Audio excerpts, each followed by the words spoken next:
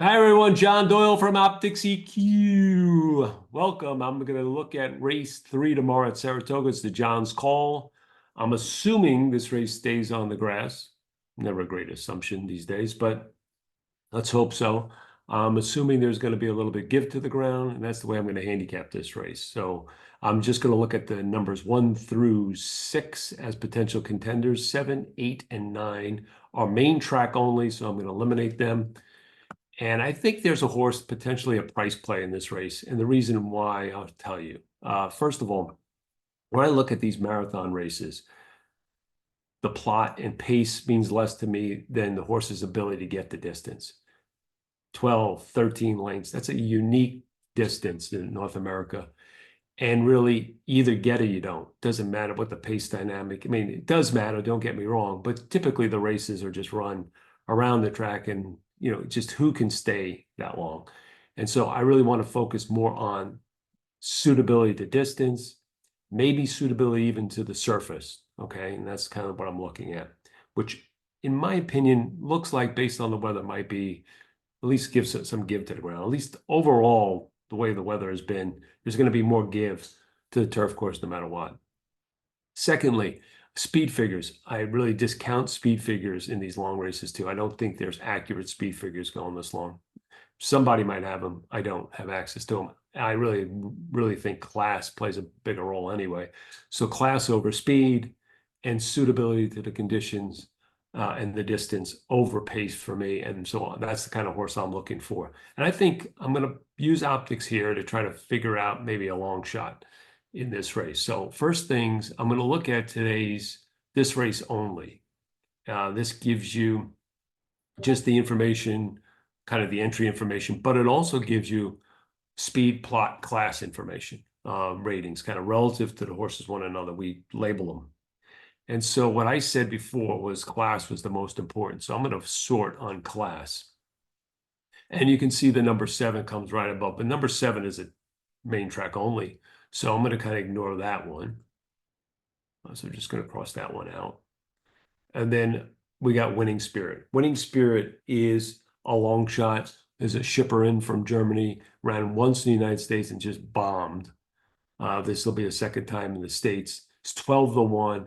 And you can see this horse is above on class. No one else is above. In fact, the next horse is the 9. You got to cross him out too. So if you're looking at just the turf horses, he's got a pretty, 5's got a pretty significant advantage in terms of class versus the rest of the field. Okay. He's below on speed figure. He's only won the one race. If you forgive that one race, whatever. And again, speed is getting trumped by class, in my opinion. And then really, we don't even have enough plot information because all the horses not plotting. So I'm going to take a little closer look at the number 5. He's 12-1, so he intrigues me. Let me clear out the lines here and then go to the number 5. Okay, let's take a look at this horse's career. Let's see if he's a contender in here. So he's a German horse, so that's where he's been running. And if you notice, he did well early on. Notice also that this horse has run well on soft, firm, heavy. So so this horse looks like he handles any kind of surface, which is a good thing, right? Because you don't know what you're going to get. And he was pretty consistent in those races. In fact, look how they started this horse at a grade 3. That's how much confidence they must have thought in the ability. Distance-wise, he's been running in these 11 furlongs and then like 12 furlongs, even though it says 11.93. So he's been the marathon distance, most recently in a grade 1. He finished 4th. The winner of that race is a grade 2 winner in France, and also didn't run well, but ran in the Arc. So it just shows you the kind of company lines this horse was keeping. Sometimes with Germany, you're not sure, but in this case, that's a good horse that he finished 4th to. It was a big field, and he was coming on late. Time before that, ran a good second, going again 11 furlongs, grade 2. So in my opinion, this horse can handle the surface, whatever it is, and especially if it's soft or firm, soft or heavy, he can handle that. Secondly, this horse can handle the distance. Third, this horse has a class edge. What you have to look past is this race at Churchill, and you know, rightfully slow. Yeah, rightfully so. He's comes off this long layoff, runs under the lights, and notice the no push. Just maybe wasn't his day.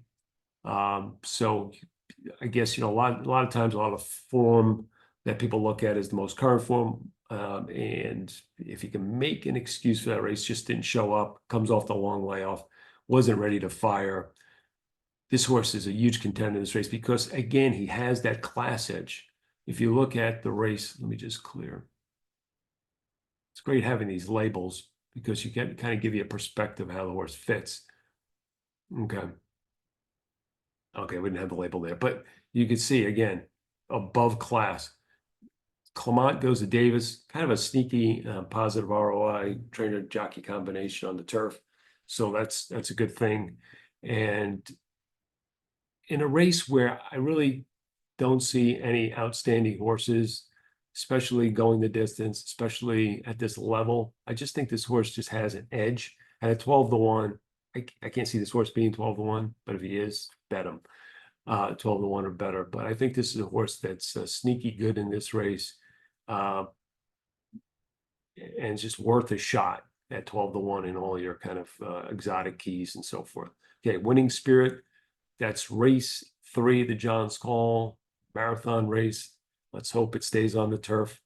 Good luck. And by the way, this weekend, we're going to have focus for each and every race at Saratoga on Travers Day.